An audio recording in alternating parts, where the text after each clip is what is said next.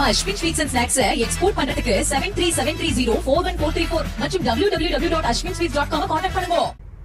செங்கல்பட்டு மாவட்டம் பல்லாவரம் அருகே பம்மல் அனகாபுத்தூர் சாலையில் காலையிலேயே விதிகளை மீறி பாரில் வைத்து மதுபாட்டில்களை விற்பனை செய்த இருவரை போலீசார் கைது செய்து விசாரித்து வருகின்றனர். இதுகுறித்த விவரங்களோடு இணைகிறார் எம்முடைய செய்தியாளர் கந்தன். அந்த இருவர் யார்? முழு விவரங்கள். வணக்கம். பல்லாவரம் அருகே அனகாபுத்தூர் அந்த பிரதான சாலையில அதாவது அரசு டாஸ்மாக் கடை செயல்பட்டு வருகிறது.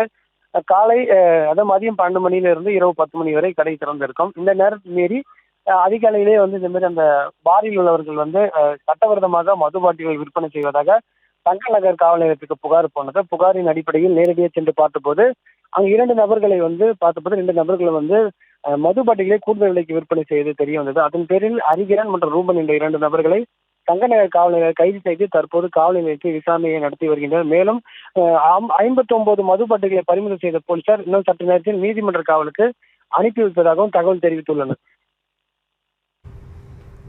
விவரங்களுக்கு நன்றி. நம்ம Ashwin sweets and snacks export பண்றதுக்கு 7373041434 மற்றும் www.ashwinsweets.com கான்டாக்ட் பண்ணுங்க.